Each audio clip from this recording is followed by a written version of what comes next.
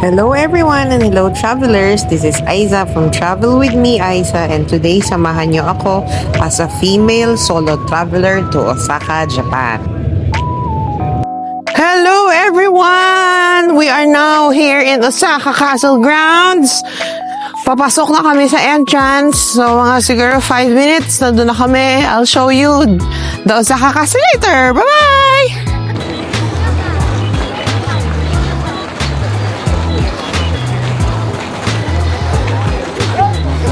Tawagan pa lang. Ay, mag-convert.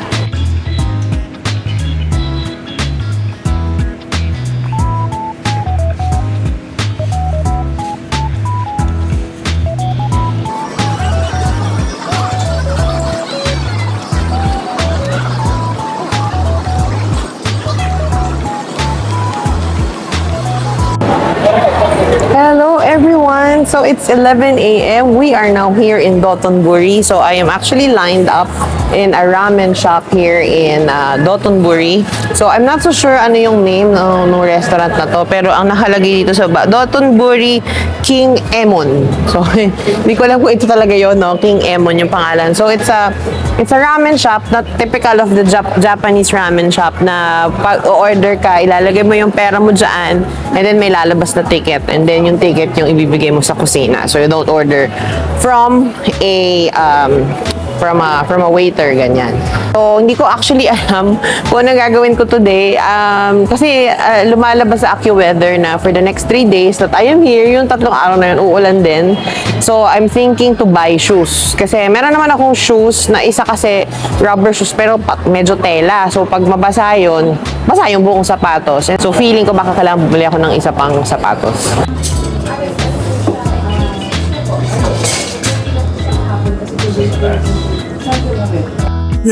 Ayan, nandito na tayo guys. Kumain na tayo. Mabigay na sa akin yung aking ramen. So, pakita ko yung photo, yung video sa inyo ng itsura.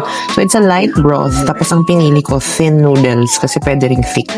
Ako kasi pag ramen, gusto ko talaga thin. Tikman natin.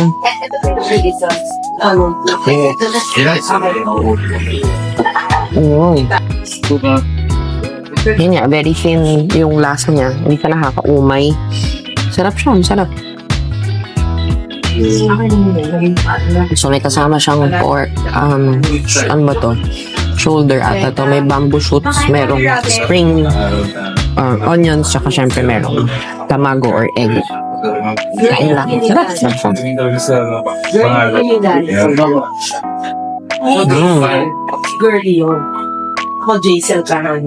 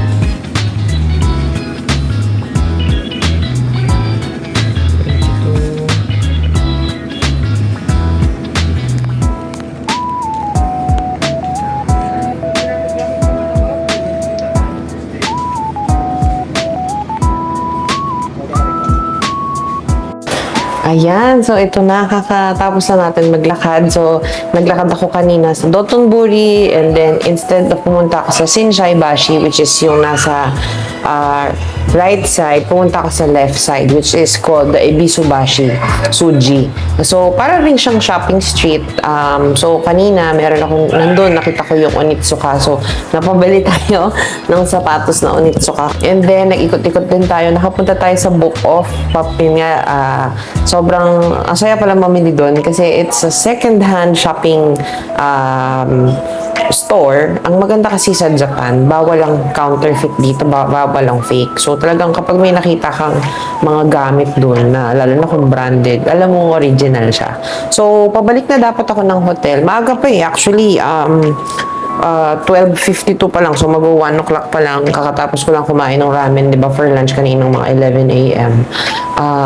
Napadaan. Babalik ako sana sa hotel kasi nga ibababa ko yung mga gamit. Tsaka parang gusto kong magpahinga sandali. I was supposed to go to Yashaka Namba basta Yashaka Namba Shrine. Kaya lang naulan. Tsaka parang iniisip ko papalit ako ng sapatos ko. So nung pauwi, I stumbled upon na habang naglalakad ako, dito ako napadaan. So, merong museum dito. So, syempre, ang lola mo pupuntahan bago tayo magpahinga. So, Yamigata Okiyo-e Museum.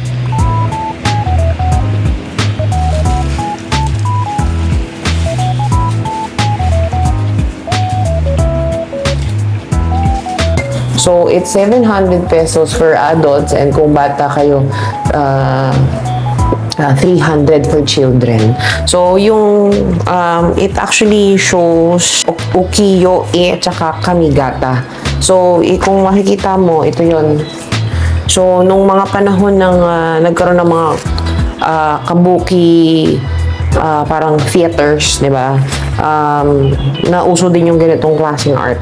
So, this is a museum to show those kinds of art. Actually, meron sila mga interactive ukiyo, woodblock, o ukiyo.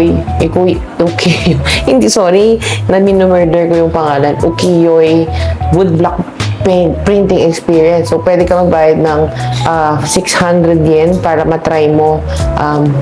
Tsaka 1,000 yen minsan. Merong intermediate course, tsaka advanced course na 2,200 yen. Para itry mo kung kaya mong mag-woodblock printing. Actually, iniisip ko mag-try. Wala namang mawawala. 600 lang naman. Susulitin natin ang lahat ng mga Japanese cultural experiences while we are here. Ayan, so, yan. Samahan niyo ko. Pakita ko sa inyo yung museum. Bye! So, ito ang entrance ng kanilang museum. Makikita nyo dito. May mga sample sila ng mga unang painting. Ito yung pinapakita nilang picture ng Dotonbori before. Ayan o. This is Dotonbori River. This is where 48 tea houses called Iroha Chaya along the riverside where the theater goers take and rest. So mahaba actually, maganda talaga actually ang history ng Dotonbori.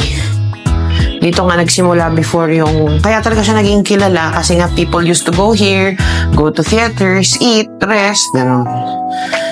So yan, yun yung kanyang mga exhibits. Ito yung mga ginagamit sigurong makeup nung unang panahon sa kabuki. Theaters yun yung mga puting powder, oh. Di ba nung unang panahon ng mga Edo period, yung mga theater actors nila parang geisha din yung mukha na mapuputi. Ganyan, oh. Ang sabi dito sa museum na to, mababa ang light kasi nga they have to preserve kasi these are original paintings nung panahon pa, mga 1800s pa siya, oh. So, yan. So, kailangan nilang i-dim yung lights. Galing ng pagkakagawa nito kasi ginagawa dito. Piniprint siya talaga sa wood tapos idinidikit yung papel doon sa wood. Yan. Nakasulat dito yung mga pangalan ng mga artista. Ay, artista talaga. Mga actors, no? Kabuki theater actors. Tsaka kung kailan siya naging kailan siya na stage. So. Ang ganda. Shunshi. 1824.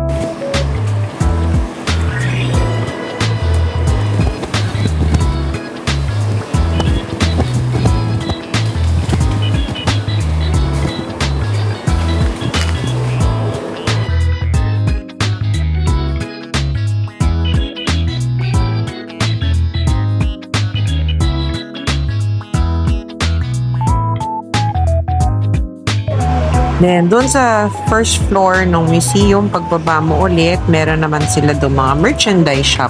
So, syempre, kung gusto mo mag-uwi ng mga ganitong klaseng art, pwede kang bumili. So, madami talaga siyang merchandise. May mga pamaypay, may mga cards, may mga posters, may mga bags, yan, mga fans, pouches, iba't iba. So, ang dami mong pwedeng bilhin. Though ako, hindi na ako na masyadong namili kasi nga, nabudol na tayo kanina.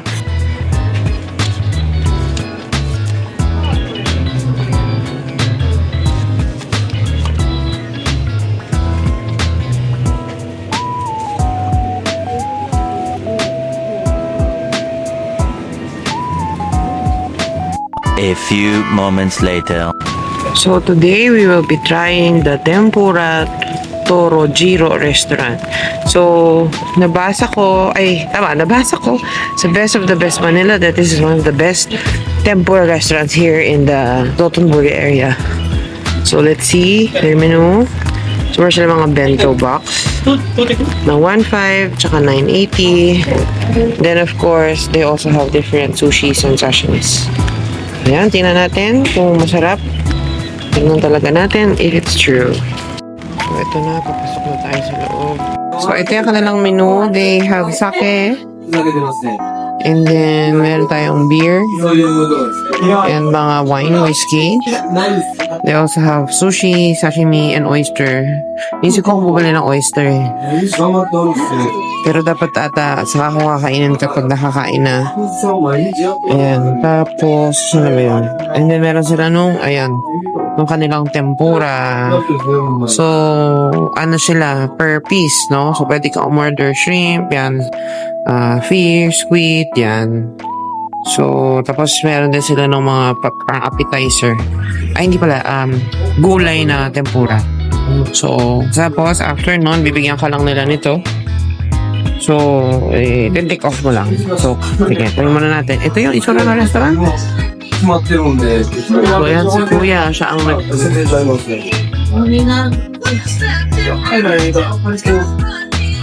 meron tayong mga condiments dito.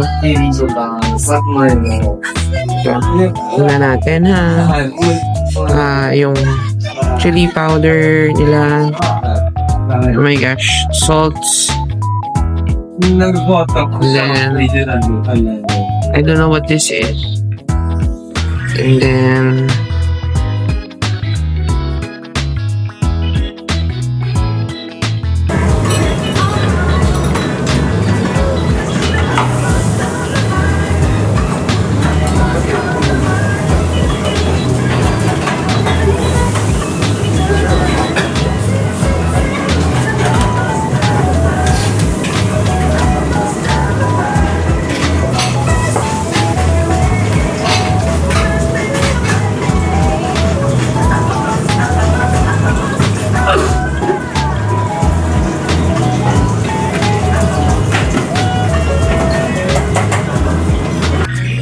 ayan na siya. So, ito yung kakiyage. Ito yung ito yung eggplant.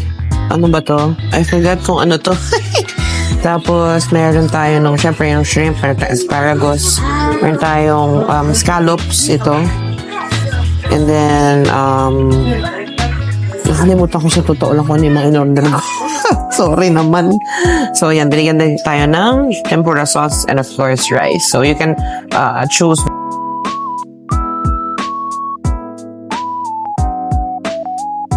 Ayan, kakain na tayo, guys. Itadakimasu!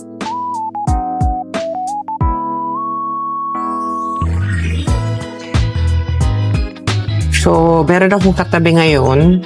Sabi niya, 3 beses daw siya nagpupunta dito. Sikat daw talaga tong restaurant na to. Sabi niya, napakaswerte daw namin. Kasi wala daw tao. Actually, totoo, walang pila ngayon. So, syempre, unahin natin yung shrimp, which is my favorite. Natin.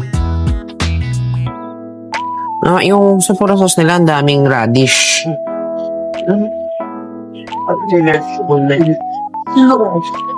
Sarap. Oh, yes. Sarap na. Sige.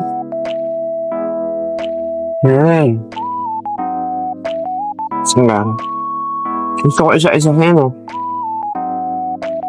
Kalimutan ko kung ano to in-order kong isa.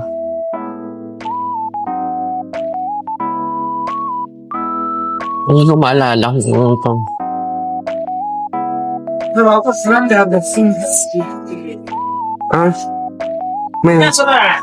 Meat?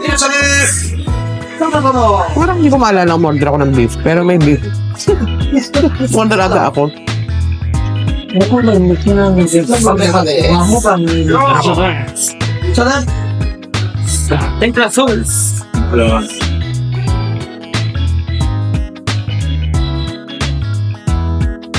Gulay muna tayo. Nakakatawa yung tempura sauce nila, ang thick. Ngayon, puro radish. Ang sarap. Ang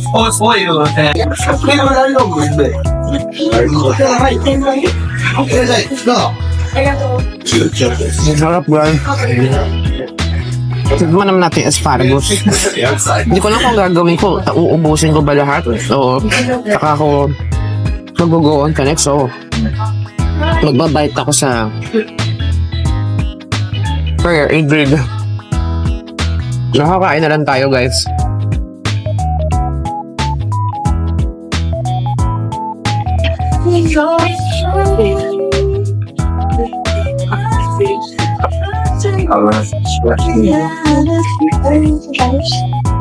Nice.